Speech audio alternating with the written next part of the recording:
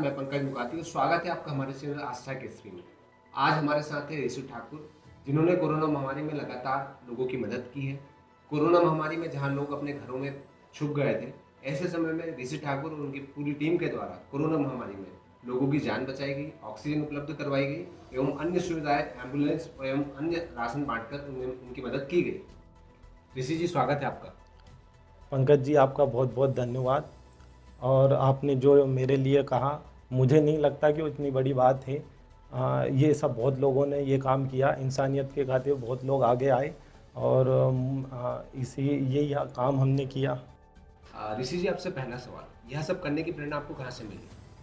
जब मैंने लोगों को देखा कि लोग इस कोरोना काल में आसपास के लोग परेशान थे और उस समय लोग ऑक्सीजन के लिए इधर उधर भटक रहे थे और ऑक्सीजन के कारण लोगों की मौत हो रही थी और इसमें सरकार भी उनकी मदद नहीं कर पा रही थी। उसी समय ये बात मेरे दिल को घर कर गई और मैंने उसी समय निश्चय लिया कि मैं लोगों के लिए ये काम के लिए आगे आऊँगा। और हमने स्टार्टिंग में लोगों के लिए सिलेंडर खरीदे और उन तक ऑक्सीजन पहुँचाई।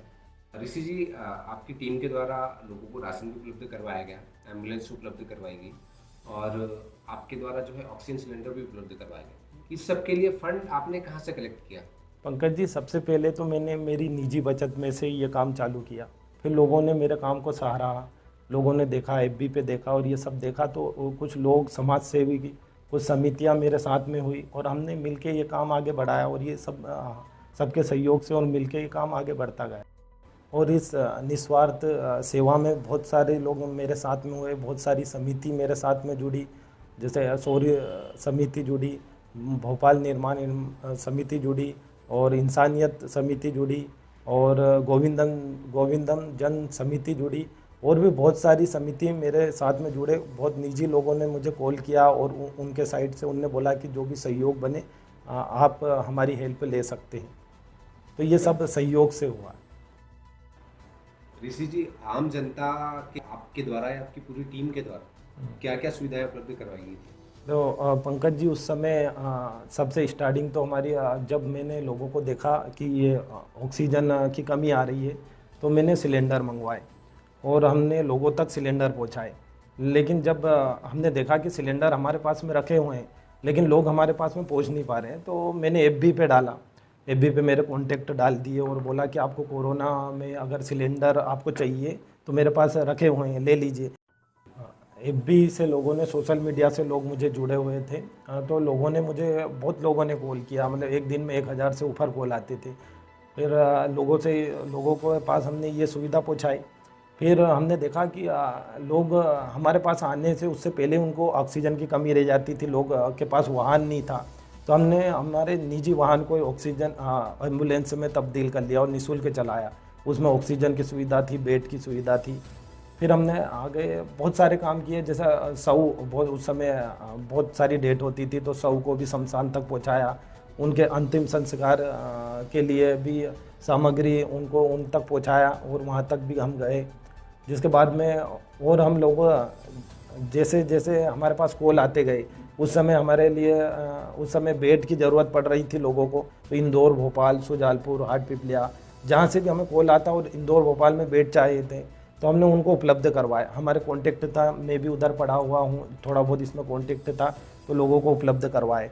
और उस समय ब्लड की बहुत आवश्यकता होती थी, प्लाज्मा की ज़रूरत रहती थी तो हमारा ग्रुप एक बना हुआ है, यारी ब्लड समिति, उनसे हमने संपर्क किया, मेरे संपर्क में ही थे तो उनसे हमने ब्लड दिलवाया, प्लाज्मा दिलवाया।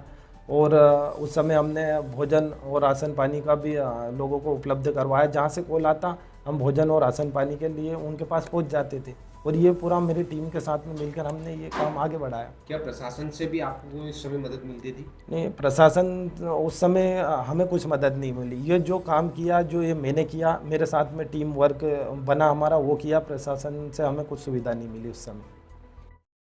ऋषि जी, कोरोना का जो वह समय था, बहुत बुरा समय था, हमने देखा उस समय कई लोगों की जान जा रही थी। आपके द्वारा भी उस समय लगातार लोगों की मदद की जा रही थी। तो कहीं ना कहीं आपके मन में या आपके परिवार के मन में यह भय नहीं था कि यह बीमारी से आपको या आपके परिवार को किसी तरह का नुकसान हो जाए? पंकज जी, वो कहते हैं ना कि जाके राखो साइया, मार सके ना कोई। ठीक उसी प्रकार से हम लोगों की निस्वार्थ भाव से सेवा करते रहें तो उन लोगों की हमें दुआ मिली और वो दुआ के कारण हमारी टीम और मुझे एक छींक तक भी नहीं आई और हम सभी स्वस्थ रहे। और रहा सवाल घर वालों का, तो उस समय ऐसा था कि चिंता करना लाजमी था।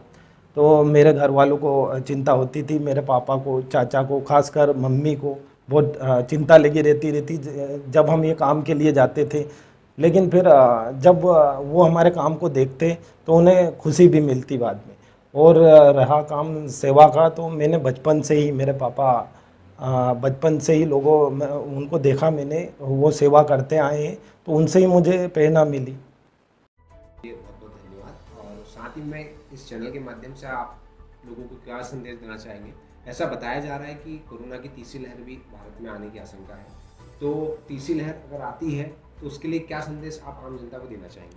पंकज जी, मैं आपके चैनल से लोगों को यही संदेश देना चाह रहा हूँ कि अपने अंदर की इंसानियत को ज़िंदा रखें और ज़रूरतमंद लोगों की ज़रूरतों को पूरा करें। आपके पास में कोई भी हेल्प के लिए आया है तो आप मतलब भगवान ने आपको इस लायक बनाया है, तो उनकी सेवा करें। और इस लायक आप हो तो उनको उनकी सेवा करके ये पुण्य का काम कमाएं।